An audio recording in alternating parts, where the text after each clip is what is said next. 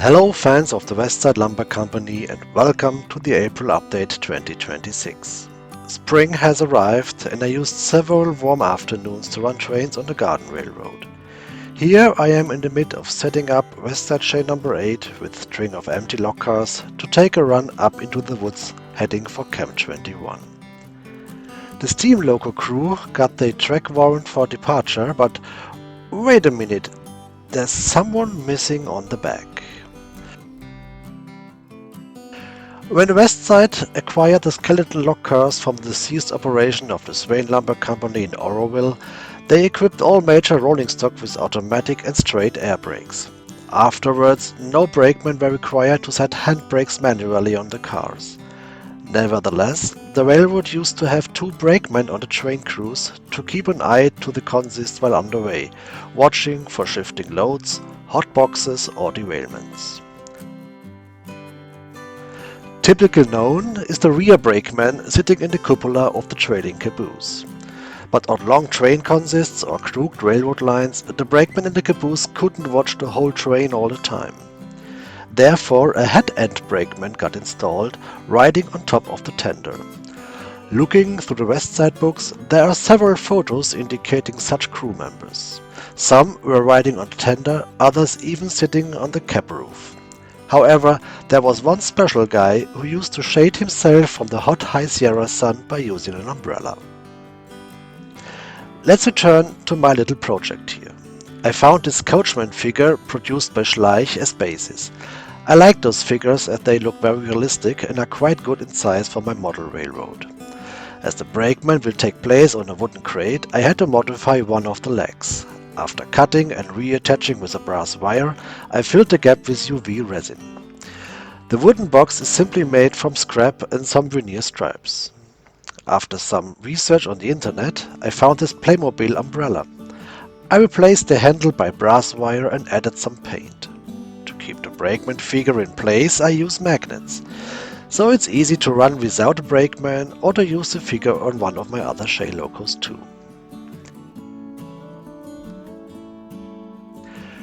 With the train crew now completed, Shay number 8 is ready to go.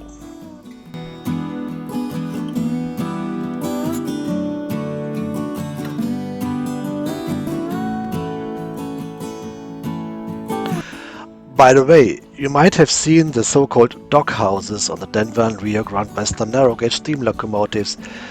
There were regulations to keep the head and brakeman comfy. However, there is no such doghouse found on any Shay yet.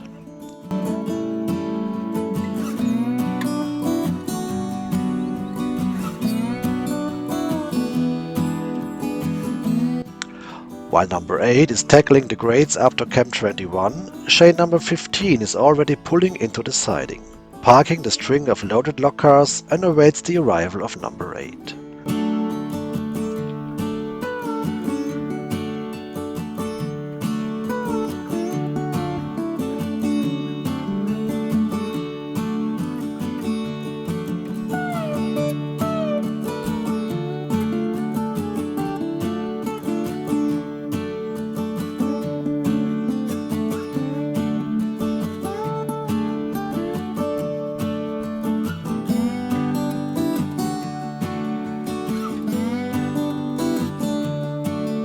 Once the 8 spot was cut off of the train, number 15 will take over and take the empties up to Buffalo Landing.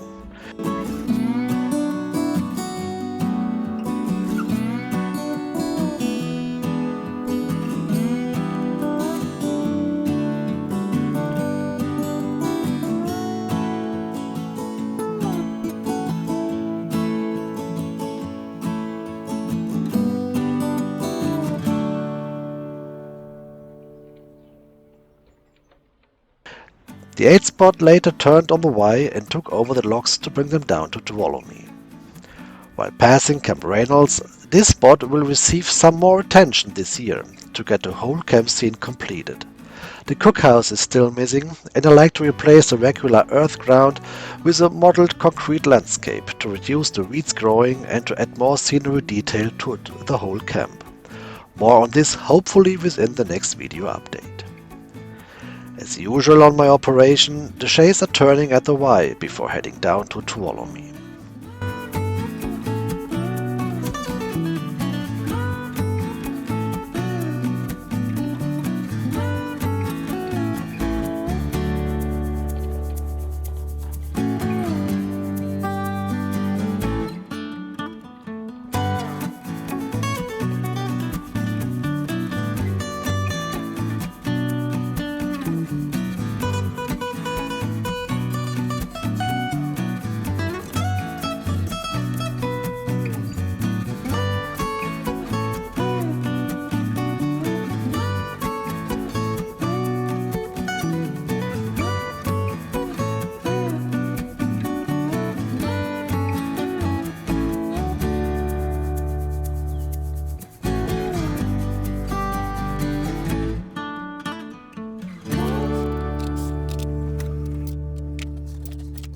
I hope you enjoyed this small update and I look forward to have some more progress in Cam Reynolds done by the next one. Enjoy your trains and have a good time.